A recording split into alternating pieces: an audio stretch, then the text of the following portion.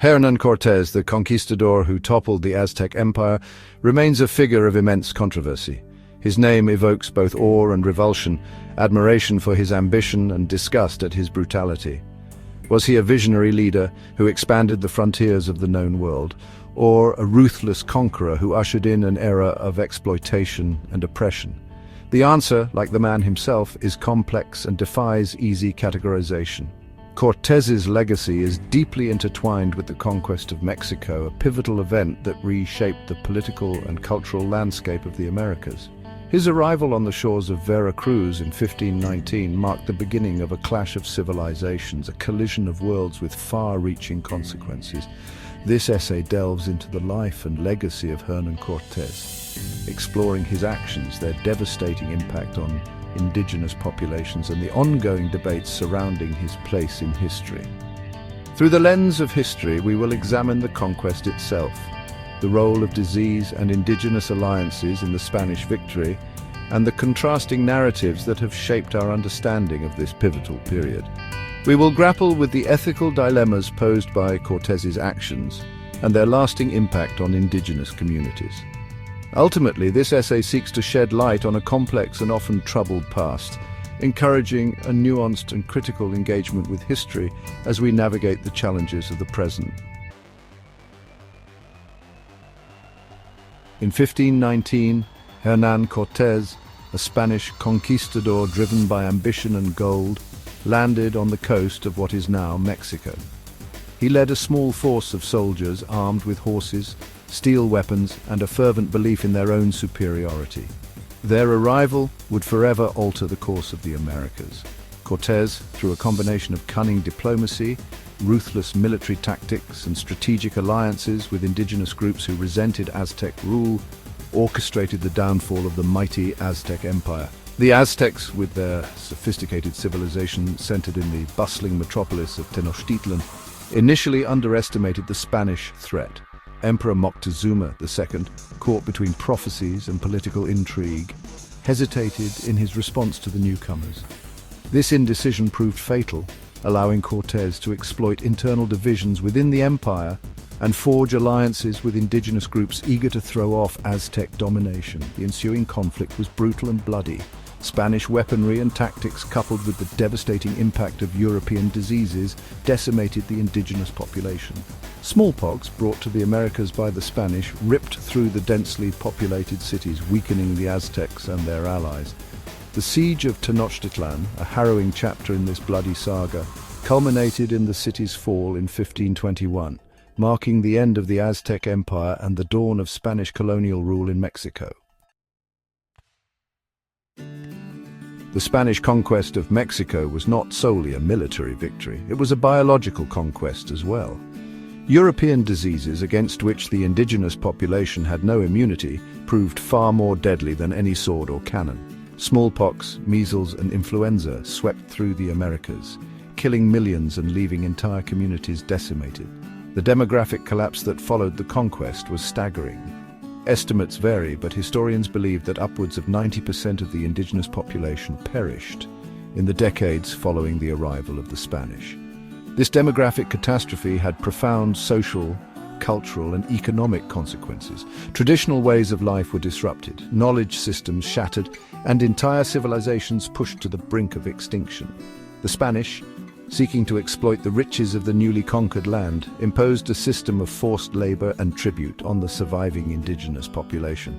The encomienda system, a brutal form of exploitation, granted Spanish colonists control over indigenous labor and resources, further impoverishing the native population and enriching the colonizers. The consequences of this exploitation continue to resonate today, contributing to ongoing inequalities and injustices faced by indigenous communities throughout Latin America. Hernán Cortés is a figure who has been both lionized and vilified throughout history. Traditional narratives, often shaped by Spanish chroniclers, painted him as a daring adventurer, a brilliant strategist, and a civilizing force who brought Christianity and European culture to the New World. These accounts often gloss over the brutality of the conquest, minimizing the role of indigenous allies and the devastating impact of disease.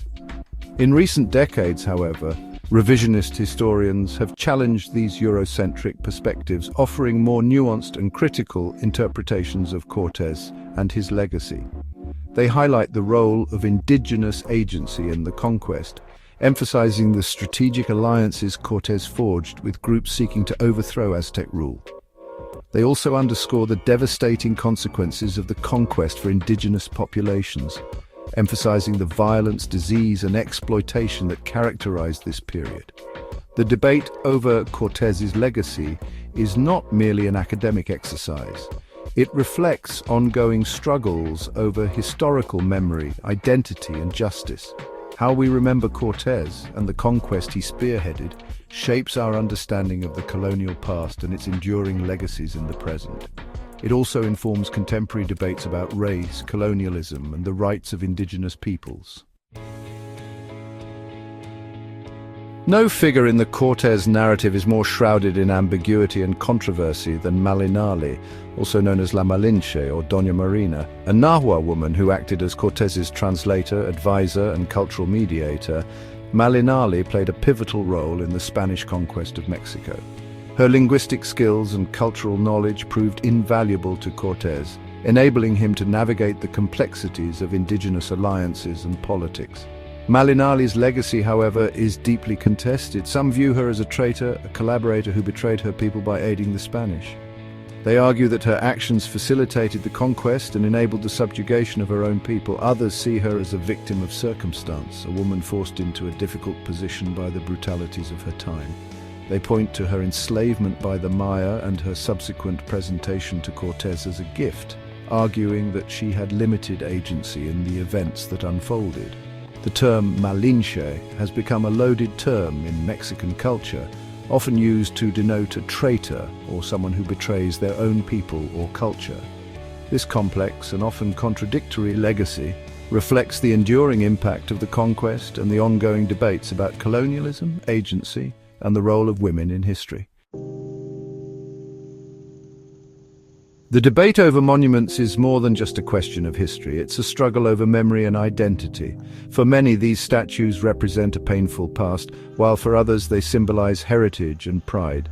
The question remains, how do we honor history without glorifying its darkest chapters?